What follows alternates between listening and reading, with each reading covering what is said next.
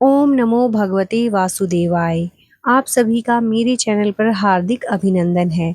आज हम वरुथिनी एकादशी की व्रत कथा का श्रवण करेंगे। वरुथिनी एकादशी का दिन हिंदुओं में बहुत ज्यादा महत्व रखता है।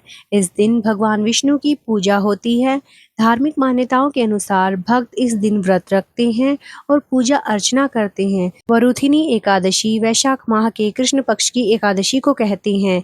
मान्यता है कि धन की कमी को पूरा करने में यह व्रत बहुत प्रभावी माना जाता है। वरुथिनी एकादशी के दिन भगवान विष्णु की वराह रूप की पूजा की जाती है। वरुथिनी एकादशी का अर्थ है संरक्षित करना। भगवान श्री कृष्ण ने युधिष्ठिर को इस एकादशी के महात्म्य के बारे में बताया था। इस प्रकार जो लोग इस एकादशी का पालन करते हैं वे बुराई से सुरक्षित रहते हैं और उन्हें सौभाग्य प्राप्त होता है। वरुथिनी एकादशी का शुभ मुहूर्त 23 अप्रैल को शाम 4:43 से शुरू होकर 24 अप्रैल को दोपहर 2:32 पर समाप्त होगा। व्रत का पारण समय द्वादशी के दिन यानी 25 अप्रैल शुक्रवार को किया जाएगा। समय सुबह 5:40 से 8:23 तक रहेगा। इस दौरान व्रत करने वाले को स्नान करके पूजा करनी चाहिए, फिर व्रत का समापन करना चाहिए। धर्मराज युधिष्ठिर के आग्रह करने पर भगवान श्री कृष्ण ने वैशाख माह में आने वाली कृष्ण पक्ष की एकादशी के बारे में युधिष्ठिर जी को बताया और कहा कि यह एकादशी वरुथिनी एकादशी के नाम से जानी जाती है। यह सौभाग्य देने वाली, सब पापों को नष्ट करने वाली तथा अंत में मोक्ष देने वाली है।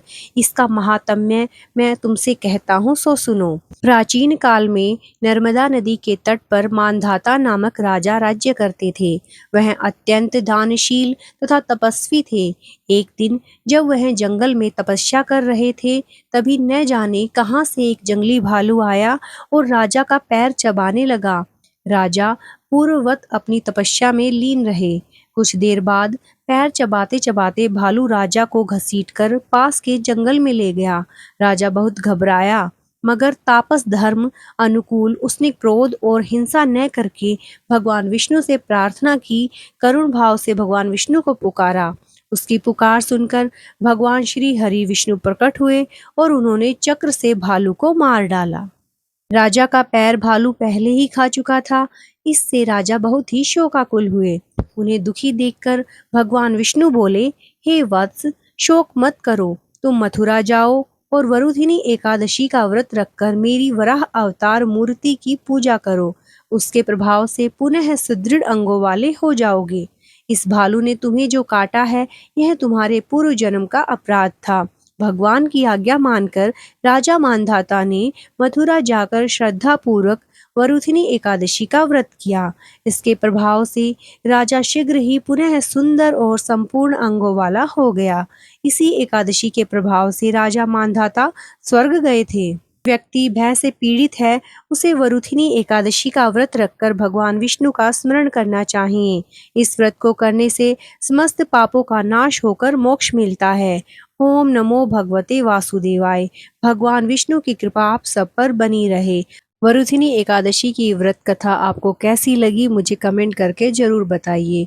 तो चलिए साथ ही साथ हम सुनते हैं गणेश जी की कथा। ऐसा कहा जाता है कि कथा जब करते हैं तो जोड़े के साथ करनी चाहिए। तो चलिए शुरू करते हैं गणेश जी की कथा। एक बुढ़िया थी, वह बहुत ही गरीब और अंधी थी। उसके एक बेटा और बहू थे। वह बुढ़िया सदैव गणेश जी की पूजा किया करती थी। एक दिन गणेश जी प्रकट होकर उस बुढ़िया से बोले, बुढ़िया माँ, तू जो चाहे सो मांग ले। बुढ़ी अम्मा ने कहा, मुझे तो मांगना भी नहीं आता, कैसे और क्या मांगू। तब गणेश जी बोले, अपने बहू बेटे से पूछकर मांग लो। तब बुढ़िया ने अपने बेटे से कहा, गणेश जी कहते हैं तू कुछ मांग ले, बता मैं क्या मांगू। पुत्र ने कहा, माँ तू धन मांग ले। बहू से पूछा तो बहू ने कहा, नाती मांग ले। तब बुढ़िया ने सोचा कि ये तो अपने अपने मतलब की बात कह रहे हैं। अतः उस बुढ़िया ने पड़ोसिनों से पूछा तो पड़ोसिनों ने कहा, बुढ़िया तू तो थोड़े दिन ही जिएगी, क्यों तू धन मांगती है और क्यों तू नाती मांगती है। तू तो अपनी आंखों की रोशनी मांग ले, जिससे तेरी जिंदगी आराम से कट जाए। इस पर बुढ़िया बोली, यदि आप प्रसन्न हो तो मुझे 9 करोड़ की माया दे, निरोगी काया दे, अमर सुहाग दे, आंखों की रोशनी दे, नाती दे, पोता दे और सब परिवार को सुख दे और अंत में मोक्ष दे। यह सुनकर तब गणेश जी बोले, बुढ़िया माँ, तूने तो हमें ठग लिया, फिर भी जो तूने मांगा है वचन के अनुसार सब तुझे मिलेगा। और यह कहकर गणेश जी ने बुढ़िया माँ से जो भी कहा था वो सब कुछ दे दिया। गणेश जी महाराज, जैसे तुमने उस बुढ़िया माँ को सब कुछ दिया वैसे ही सबको देना। जो यह कथा पढ़े सुने उसके सभी मनोरथ पूर्ण हो। बोलो गणेश जी की जय हो। गणपति बप्पा मोरया। तो कैसी लगी आप सबको ये कथाएं? अगर आपको ये कथाएं अच्छी लगी हैं तो प्लीज़ मेरे चैनल को लाइक, सब्सक्राइब और शेयर कीजिए। ओम नमो भगवते वासुदेवाय। भगवान विष्णु की कृपा और भगवान गणेश जी की कृपा आप सब पर बनी रहे।